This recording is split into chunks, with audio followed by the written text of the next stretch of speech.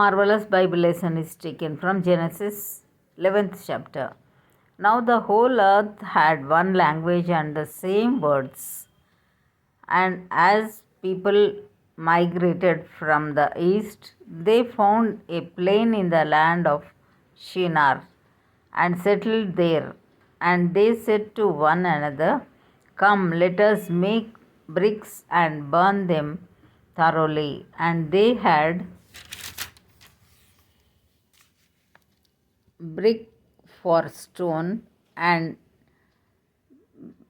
bitumen bitumen for mortar.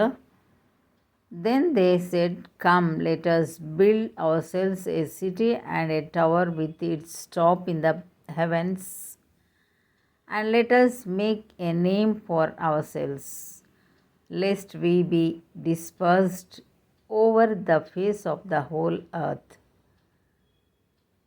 And the Lord came down to see the city and the tower which the children of man had built.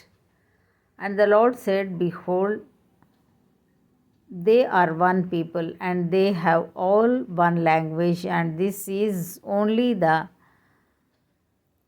beginning of what they will do, and nothing that they propose to do will now be impossible for them.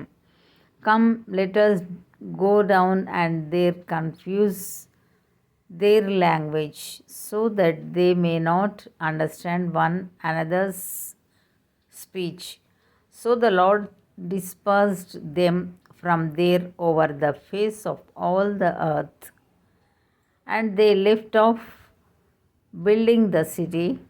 Therefore its name was called Babel,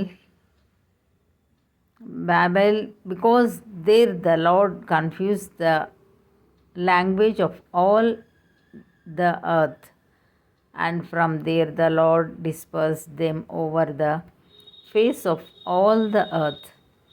These are the generations of Shem. When Shem was 100 years old, he fathered Arpachshad 2 years after the flood. And Shem lived after he fathered Arpachshad 500 years and had other sons and daughters. When Arpachshad had lived 35 years, he fathered Shelah. And Arpachshad lived after he fathered Shelah 403 years and had other sons and daughters. When Shelah had lived 30 years, he fathered Eber. And Shelah lived after he fathered Eber 403 years and had other sons and daughters. When Eber had lived 34 years, he fathered Peleg.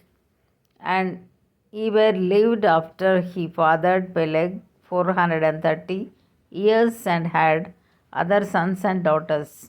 When Peleg had lived 30 years, he fathered Reu.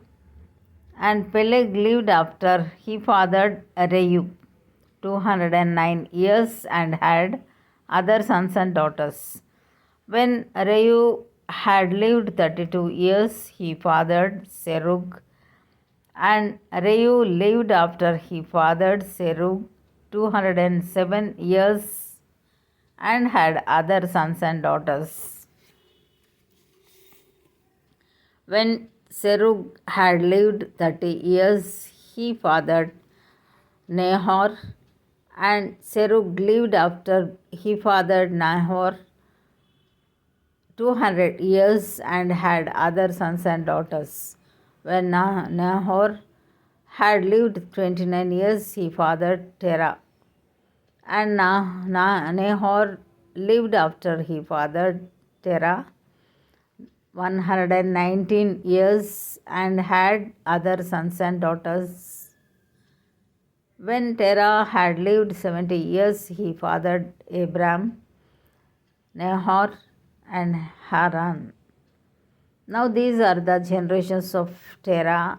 Terah fathered Abram, Nahor, and Haran. and Haran fathered Lot.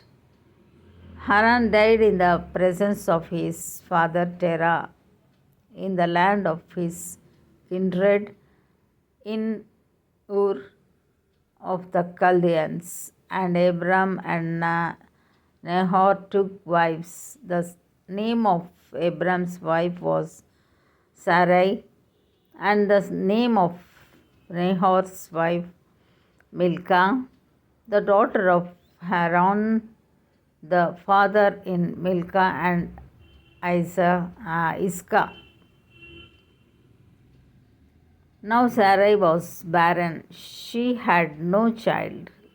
Terah took Abram his son and Lot the son of Haran his grandson, and Sarai his daughter in law, his son Abram's wife, and they went forth together from Ur of the Chaldeans to go into the land of Canaan. But when they came to Haran, they settled there. The days of Terah was 205 years, and Terah died in Haran. Here ends the Bible lesson.